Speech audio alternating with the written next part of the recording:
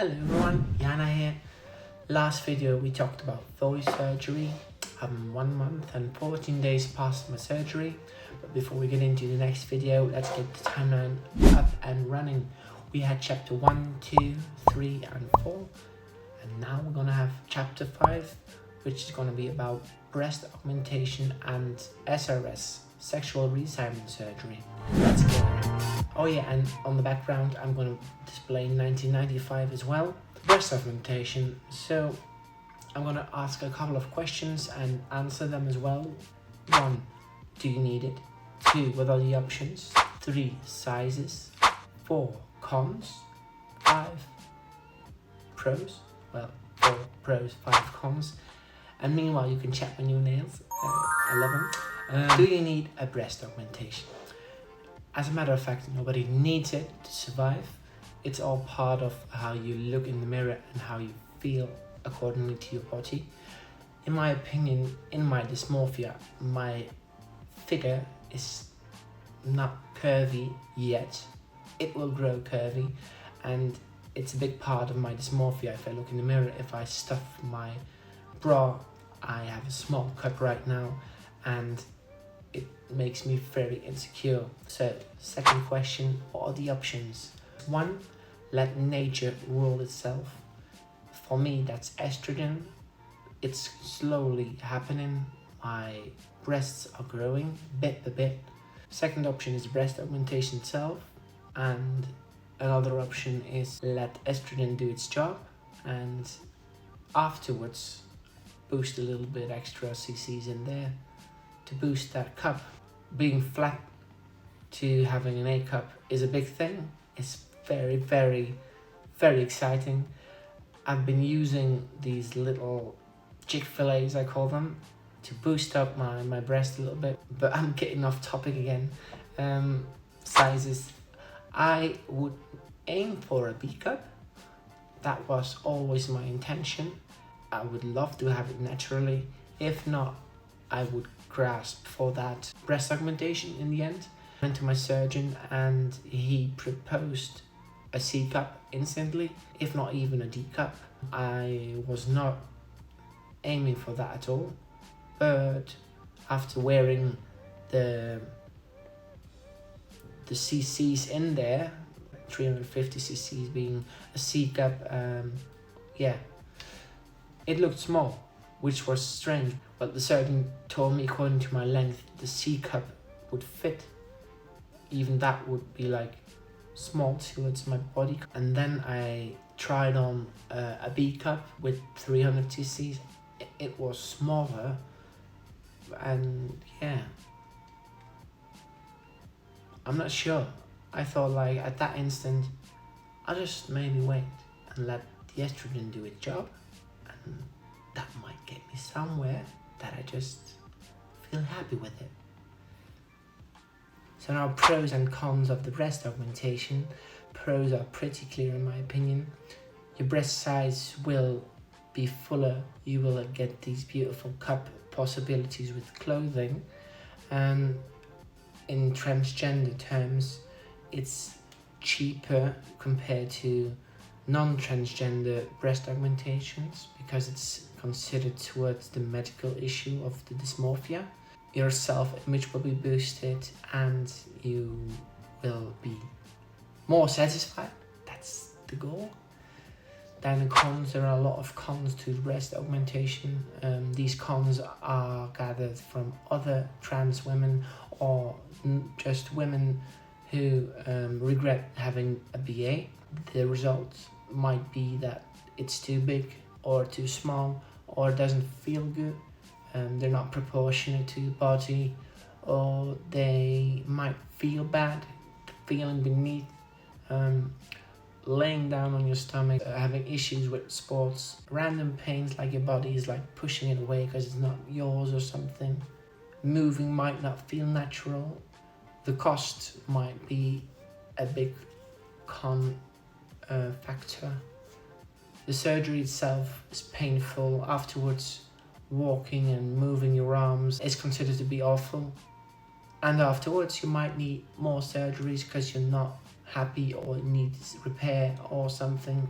But a big con is, imagine you start your HRT, 1 year later, you decide to have your BA and your breasts have grown to an A cup. You have your BA, you take a B or a C, and afterwards your natural breast keeps growing, might result into like a boob on a boob.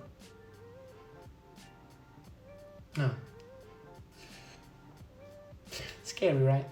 You don't know that can happen, but just imagining that could happen might ruin your entire surgery and your image. Right now, I'll see where it goes. For now, I'm a 40% pro on a BA and 60% hanging towards, no, I'm not doing it. I'm just gonna go natural.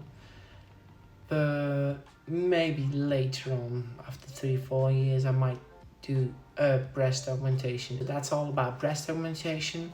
Now on to SRS. Before that, I can't forget 1995 up in the background.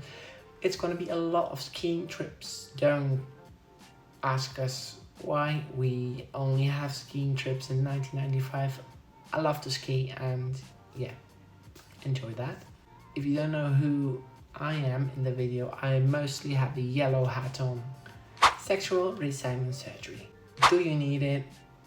Options, pros and cons. Do you need it? Yes. Oh yes. In my opinion, personally, yes. It's not mandatory for all trans women. A lot of trans women are happy and satisfied with their body, and I respect that. I can't understand it. For me, it's been an issue my entire life. I've been struggling since I can remember. I actually went once to the hospital because I almost succeeded cutting it. I've mutilated it. I'm not going to dive into that. I hated it. I've tucked it. No. I always wanted it gone. And yeah, do you need it? Yeah, yes. Not only for the image or presenting yourself with this female figure that is what I've always dreamed of, but having the thing is more than a nuisance on every level, mentally, physically. It's like not part of me. I can't explain. It's like an extra something that wasn't meant to be there but was there. Question is answered. No, I don't need it. Options. So according to your sexual reassignment options, you can have a vaginoplasty and a vulvoplasty. Vaginoplasty, that's the one I am aiming towards. The date is not yet planned, but it's going to be next summer, 2024. But the vulvoplasty is kind of like something there, but not something there. I'm bad at explaining the vulvoplasty. Only the vaginoplasty I know inside out, literally, but the vulvoplasty is kind of like, I don't want that thing there and I don't need the sexual options. That's how I understood it. You have other options as well. Without having SRS, you could actually just tuck for life. I've been taping it a long time, constantly when I was dressing, and when I was going out, I tucked it constantly. But there are healthier tuck options. You can check a lot of clothing options that drag queens use that are much more healthy than using tape. Yeah, but yeah, that's not an option for me. In my opinion, SRS and then the vaginoplasty is the only option, and I'm super excited. Oh my god, I'm literally counting down the days towards the summer. Finally, onto pros and cons. Pros of the SRS. In my opinion, it feels like the end game. It would probably feel like a real true birth. I'm getting emotional right now, but I can't imagine it any other way. side pros as well. Your bikini line will finally be that bikini line that's completely feminine. You will have other sexual options. Your clothing will finally not be hindered by that thing. The dysmorphia might go away completely. Another pro, like in public pools or at the beach or anywhere, having that possibility going there without being watched upon. So the surgery, it's pain. It's a long-term pain. It's considered to be like 2 to 3 months at home, and you need a lot of help, external help. The dilating is a con as well. It seems to be a big problem for a lot of trans women, a painful problem. There could be a lot of complications afterwards.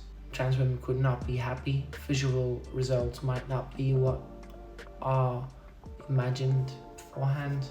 Your sexual options change.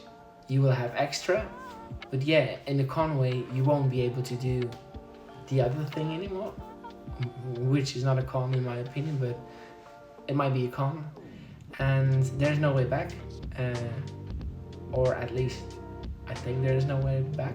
So that's it. That sums up 1995 with the breast augmentation, the SRS, and yeah, next week I'm gonna talk about body health. I'll try to put in some workout videos. 1996. So thanks for watching. Make sure to like and subscribe. I got my Instagram, I got my TikTok, and I'm posting a lot of shorts on YouTube as well. See you next week. 117 out.